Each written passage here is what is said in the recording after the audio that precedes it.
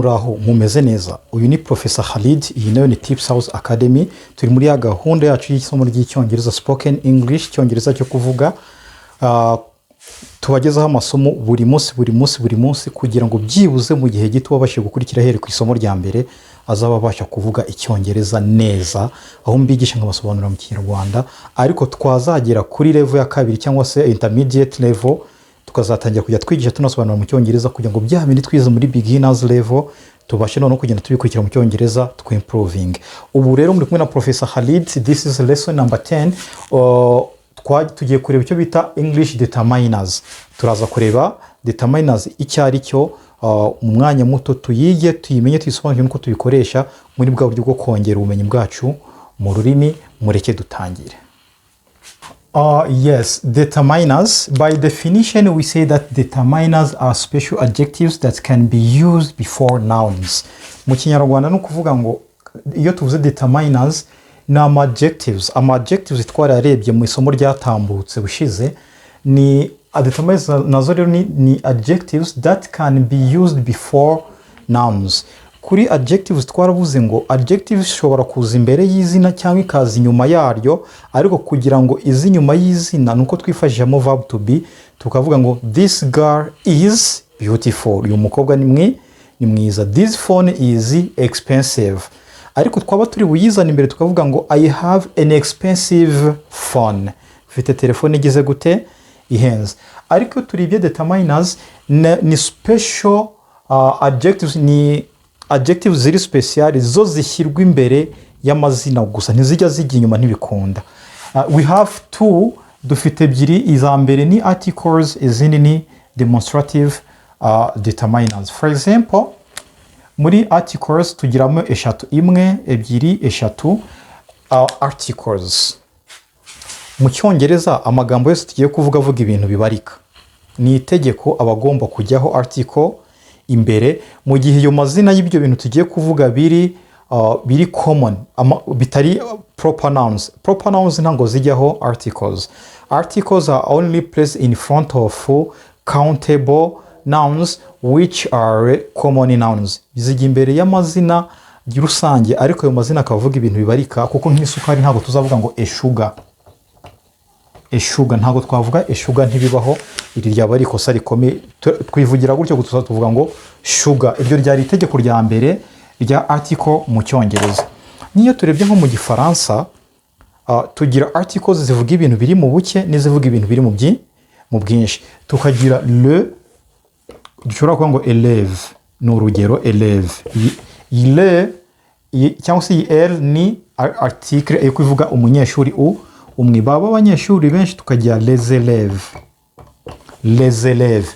Urabona ko mu Gifaransa tugiyemo article zivuga ku bintu biri mu buke cyangwa se ku bintu biri mu bwinshi.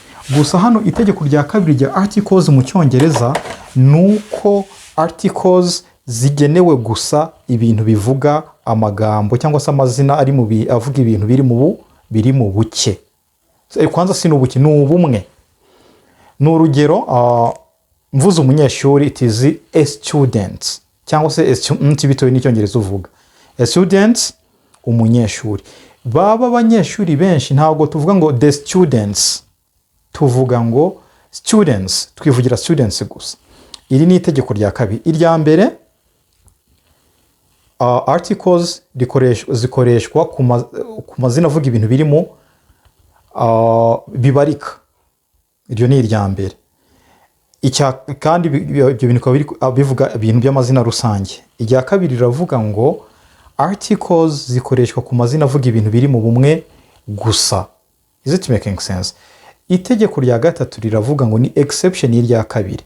Nimba irya kabiri rivuga ngo adjective ntishobora kujya ku mazina avuga ibintu biri mu bwinshi, iri rero ni exception, rivuga ngo kiretse.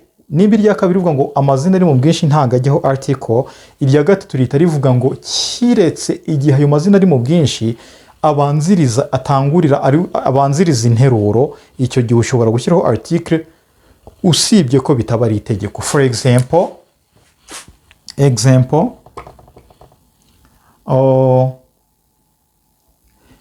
students students love teachers.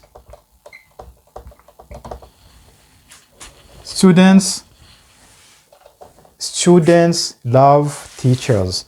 Abanyeshuri bakunda abarimu. Iyi niyo nteruro yujuje amategeko ya articles. Iyi nteruro iri 100% correct. Ariko ushobora no kuvuga ngo the students love teachers. Iyi nayo iri 100% correct. Mu gihe ushatse gushyiraho the students mu abanyeshuri ukavuga ngo abanyeshuri bari mu bwishyu kubera ko abanyeshuri batangira interuro giye gushyiraho article ingi nta tegeko ribiguhanira biri correct. Ariko ntushobora kuvuga ngo students love the teachers. The students love the teachers. Aho uzabibona uzamenye ko hano hantu bipfuye. Is it making sense? Iki urugero kuri articles. Nubwo articles zose aho ziva abantu benshi bazi ngo iyi a na an ni ku magambo avuga ibintu biri mu buke cyangwa se mu bumwe, noneho de ngo ni ku mazina avuga ibintu biri mu bwinshi. Oya, articles yaba a yaba an yaba the bivuga ku mazina avuga ibintu biri mu bumwe gusa. Is it making sense? Okay.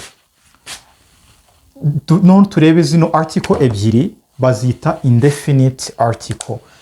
Ukuntu rero zikoreshwa nicyo tugiye kureba, kuko twarabirebye bwa mbere turebaho tunyura turimo turiga irindi somo, ariko today we are going to see it in deep. Zino articles zikoresha kuko mu Cyongereza tugira 3 gusa. Zikoreshwa ryari? Zino zitwa indefinite article. Iyi ya mbere ayo bita a itariho n is used before nouns that begin with the consonants. Uyishyira imbere y'amazina atangizwa n'inyajwi. Nkavuga ngo a teacher, umwarimu, umwe. Uri kubyumva? Ingombajwi, nako teacher ni ingombajwi. Consonant babyita ingombajwi. Emango, umwembe, kubera ko m ari ingombajwi dushyiraho a. A car, imodoka, a house. Hano mazina agomba kujyaho article a. Kuko ntago ngiye ngukubwira ngo mpa telefone. It is not allowed to say give me phone. No. Ntago mvuga ngo give me phone. No. Tuvuga ngo give me a phone. Ni itegeko yuko buri gihe iyo ugiye kuvuga izina ry'ikintu cyangwa se ibintu bibarika utangira uvuga ushyiraho article. Is it making sense? Kiretse iyo habanje adjective, kuko ntiwashyiraho as adjective zisanzwe ngo uhite ushyiraho n'izi ziri special. Ntabwo washyiraho adjective ebyiri, iyi special n'itari special. Ariko za zindi ushobora gushyiraho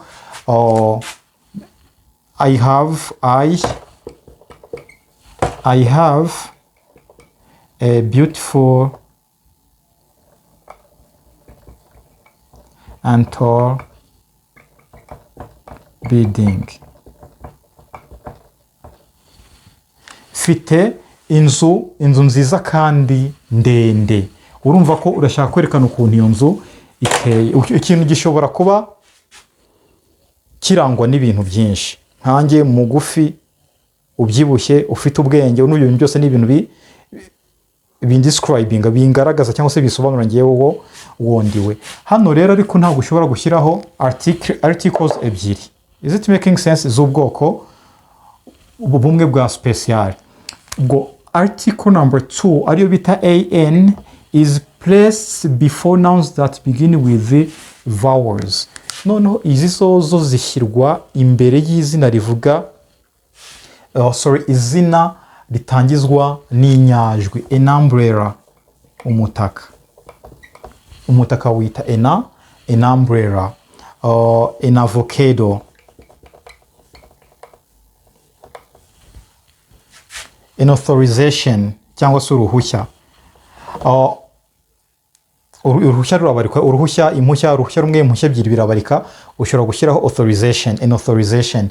Nimba ibyo bintu bitangizwa n'inyajwi cyangwa se niyo dufate n'inzovu, an elephant. Nimba bitangizwa n'inyajwi, ubwo icyo gihe uhita umenya kuri gushyireho article an. Aha, tugeze kuri article the. Article the nayo nababwiye ngo ntabwo ikoreshwa ku bintu biri mu bwinshi, ni ku bintu biri mu bumwe, kiretse ibyo bintu biri mu bwinshi bitangira iki? Interuro. Ariko se nimba an, a na the byose bikoreshwa ku mazina avuga ibintu biri mu bumwe, uzamenya gute aho uri bushyire zino ebyiri za mbere, imwe muri izo ebyiri za mbere, cyangwa se uri bushyire the? Biroroshye cyane. Ino an cyangwa se a, iyo tugiye kuvuga ikintu ku nshuro ya mbere dukoresha imwe muri ziriya ebyiri. Ariko iyo icyo kintu ngiye kugisubiramo icyo gihe, kandi ndi kukubwira icyo kintu kimwe gisubiyemo, icyo gihe sinkoresha a cyangwa se an, nkoresha the.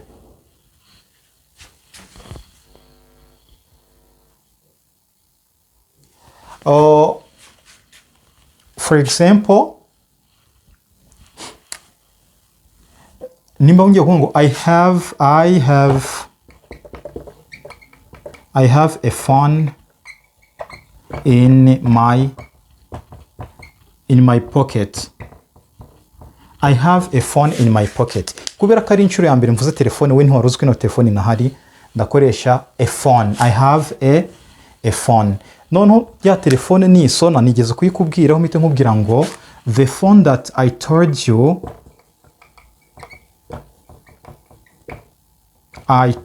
you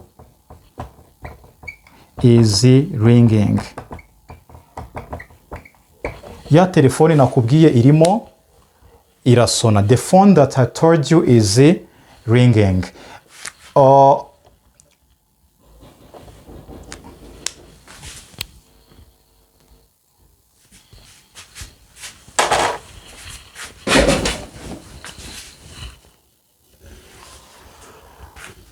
Hanyuma rero uzamenya ubwo nuba ikintu kiri kuvugwa ku nshuro ya mbere, umenya ko ugiye gukoresha article yaba a cyangwa se an, ni ku nshuro ya mbere muvuzeho ikintu igihe wari urimo uraganira n'umuntu.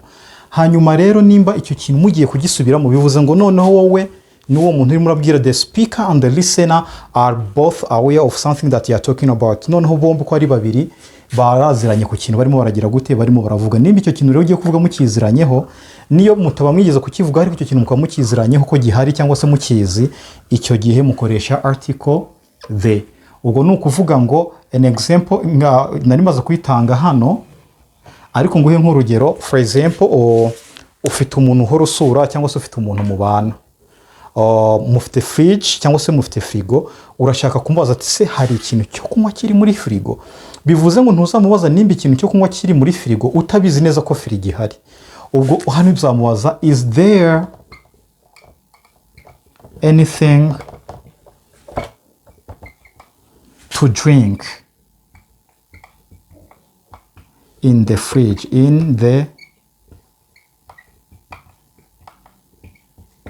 Is there anything to drink in the fridge? Hari ikintu cyo kunywa cyaba kiri muri frigo. Kubera iki? Kubera ko frigo urabizi neza ko ihari, ahubwo icyo utazi nuko icyo kunywa cyaba kirimo cyangwa kitageze gute, cyaba kirimo cyangwa kitarimo. Aha ngaha ni rero umenya ngo ndakoresha article an cyangwa ndakoresha article the. Is it making sense? And again, we use article the iyo turi kuvuga ibintu bihoraho. For example, tuzanzwe tuzi bihoraho, naturals. For example, sun, izuba ntago na rimwe tujya dukoresha a, dukoresha the sun. Ntago tushobora kuvuga ngo a sun. Ukwezi, moon. Ubwo moon ubwo turavuga ngo the moon. Nimba tujya kuvuga weather, ubwo turavuga ngo the weather ni nkuko tuvuga ibihese, ikirere. The weather is cold. Ikirere kirakonje, kirashyushye. Apana kirere hejuru. Nk'iyo hari imbeho hanze ubona hari ibihu, that is the weather. Ubwo ibyo ngibyo ni ibintu bisanzwe bizwi. Icyo gihe tuvuga ngo iyo kigiye kubivuga dukoresha the moon, the sun, the weather, ntabwo dushobora gushyiraho article a cyangwa se an. Let me hope that is making sense. So now if you are understanding unit number 1, which talks about articles, let's now get on the second unity, that is demonstrative determiners.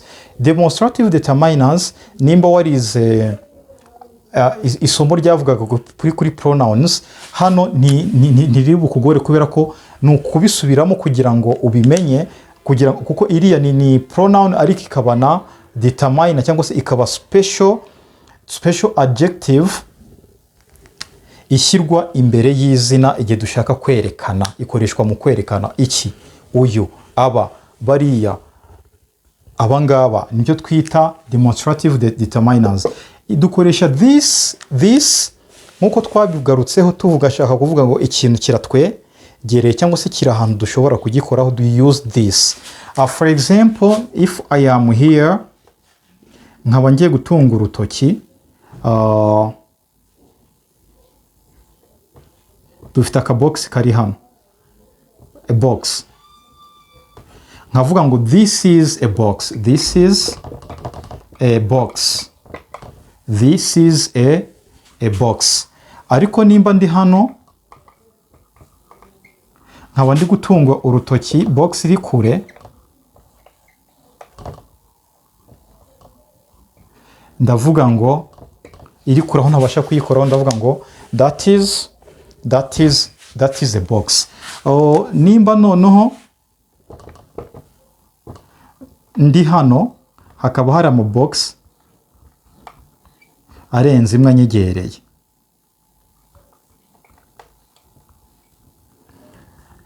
are we together? Ubwo ndavuga izi ni boxes, ni boxes zirenze imwe. I will say these are boxes, these are boxes, these are boxes. It's making sense. No, those ni igihe nabo wenda ndi hano nkaba nshaka kukwereka ama box none harenze imwe ari ahantu kure, ubwo icyo gihe ndakoresha those. Ntabwo ari ukuvuga ngo ni abiri gusa, apfa kuba arenze imwe. I will say those are boxes. Ariya na ama box anyegereye, these are boxes. Ariko kubera ko ari kure ndavuga ngo those are boxes. Let me hope that you are understanding this. Mbanze nkore like a small review of what you have seen in this lesson. Twavuze kuri determiners, tubona ko dufitemo determiners zingahe?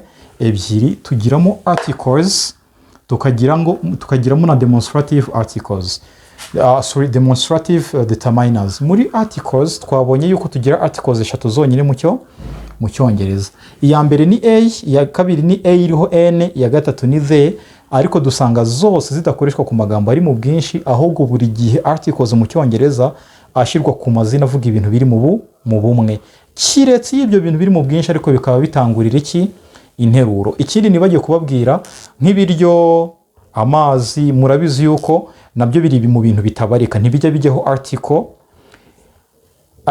Nyongeye kuvuga ndashaka ibyo, ndavuga ngo I want food, ntabwo mvuga ngo I want a food cyangwa se I want the food. Iyo nshaka amazi ndavuga ngo I want water, ntabwo mvuga ngo I want a water. Ariko nimba tugiye kuvuga ibiryo muri rusange, nimba tugiye kuvuga amazi muri rusange, icyo gihe tuvuga dushyiraho article the waters, ariko ntituvuga ngo the waters, ni the water, the food. Is this making sense? Okay, and again you have seen demonstrative determiners, arizo zane twabonye dukoresha twerekana uyu nguyu, abangaba, bariya, gutyo twerekana ibintu bitandukanye cyangwa se abantu batandukanye. Yaba ari umutwegere kuvuga ngo this is, yaba ari muri kure tukavuga ngo that is. Baba barenze umwe akaba ari hano cyangwa se kimwe kiba bikaba binyegere nkavuga ngo these are. Baba ari barenze umwe bari kure yanjye nkavuga ngo those are. Is it really well understandable? I hope that you're understanding this well. And if you're not getting it well, or something that is missing so that you can understand, just don't hesitate to contact me via the comments or via the WhatsApp number that I have provided, and I'll be ready to answer to your questions. Thank you very much. This was Professor Khalid, and this was Tips House Academy in spoken English. The lesson was number 10. Don't miss the lesson number 11. Thank you very much. Ciao, ciao.